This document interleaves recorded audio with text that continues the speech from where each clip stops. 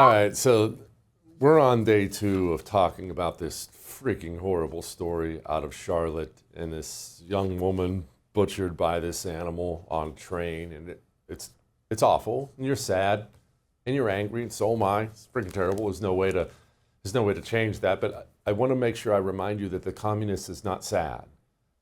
If he's angry about anything, he's angry that his evil plans to release violent animals onto the streets are being revealed courtesy of videotape, courtesy of social media. I mean, Brian Stelter went on CNN. Listen to what he's mad about.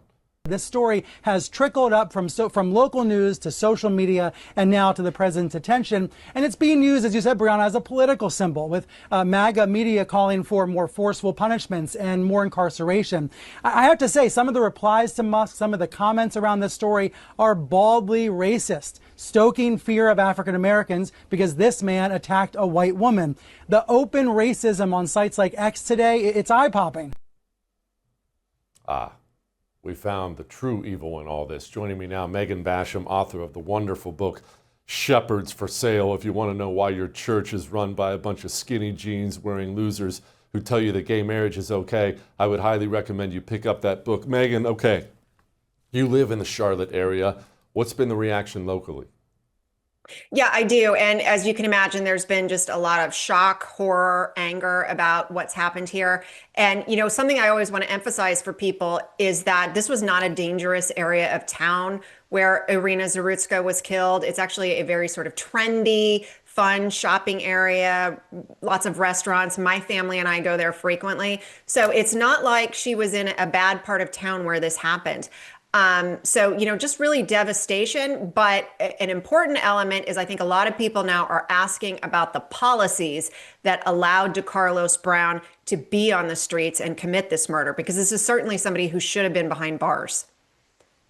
You wrote a wonderful piece for the Daily Wire talking about racial equity policies and how they made this possible. What are you talking about? Yeah, so, you know, it's funny that you played that Brian Stelter clip there because they don't want to make race an issue here, but you can't separate racial politics from what happened in this incident because, quite frankly, racial equity policies are what led to DeCarlos Brown being on the streets. So back in 2020, our then Attorney General, Josh Stein, who is now the governor, at the directive of our then Democrat governor, Roy Cooper, initiated a racial equity task force in response to George Floyd's death. And so part of the policies that came out of that task force were increasing pretrial release, which is exactly what DeCarlos Brown had, even though he had faced 14 prior arrests, including for armed robbery, assault with a deadly weapon. So he was a known violent threat. And yet, because of these pretrial release policies, he was out on the streets. This racial equity task force also implemented decriminalizing homelessness and what they called public behavior, by which, you know, they essentially just mean when you see these people being a public menace on the street, they want to decriminalize that so that you're allowed to live on the street. You're allowed to harass people on the street. So that's what these quote unquote racial equity policies have been pursuing. And then on top of that, you know, since I published this story yesterday, I also discovered that the very large, very wealthy left-wing MacArthur Foundation gave Mecklenburg County, which Charlotte is a part of, $3.3 million as part of an initiative to reduce the jail population. So what they're really trying to do is ensure that people aren't jailed. And they're doing this in the name of racial equity. So you cannot separate these two issues. And so that's why you see people like Brian Stelter, CNN, so very eager not to talk about those particular policies that they promoted after George Floyd's death, that is a part of DEI, that is a part of that Black Lives Matter push to decriminalize behaviors that would have kept DeCarlos Brown behind bars, and to ensure that when they are arrested, they're not kept in jail until they face a judge, that they're allowed to just go free on a written letter of saying they'll appear before the court. Freaking grief. You say this is a trendy area of Charlotte. I love Charlotte. They have my favorite airport in the country. Have you noticed a degradation of the city? Is this? I don't live there. Is it noticeable? I'll tell you, in several cities I go to, New York City in particular, it's every year you go, it's crappier than it was the year before. You seen this in Charlotte? Yeah, you are. And, we moved here in 2016. And at that point, you really never saw panhandlers, homeless on the street. And just in the last couple of years, as these policies have started to be implemented, I have started to notice, oh gosh, I don't feel quite as safe in some of these uptown neighborhoods as I once did.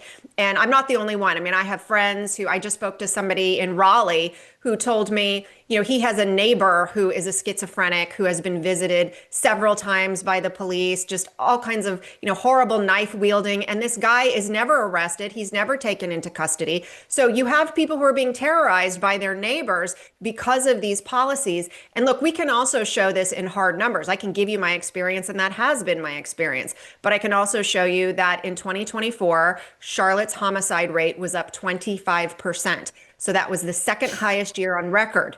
The highest year on record was 2020 during the Black Lives Matter riots. Our just violent crime overall is up nearly 10%. Shootings into occupied homes is up 42%. So, we're experiencing this on a personal level, and we're also seeing it at a statistical level.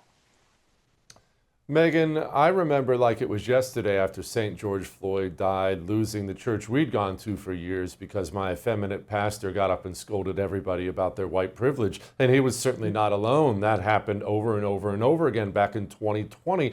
What have those big pastors been saying now in the wake of this? Anything? I'm so glad you asked that question, Jesse, because no, they're not. I'll give you a couple of examples right here in North Carolina.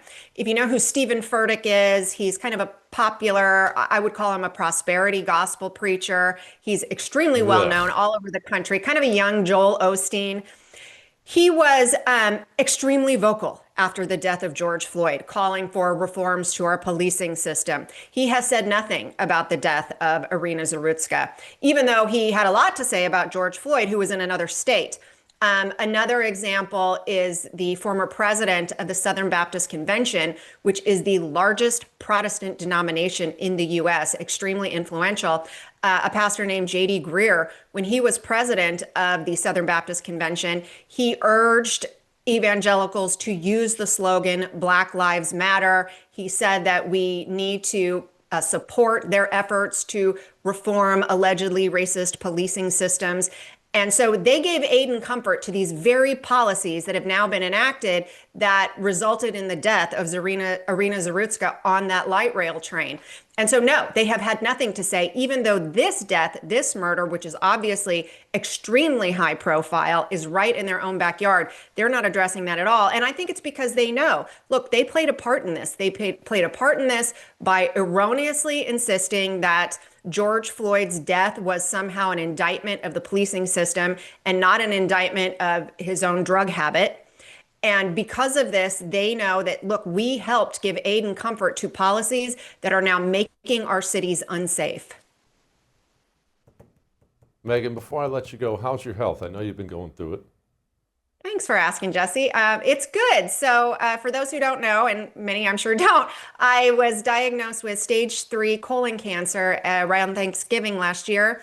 And as of a little over a month ago, I've been declared no evidence of disease. So feeling good, putting weight back on, and just praying for no recurrence.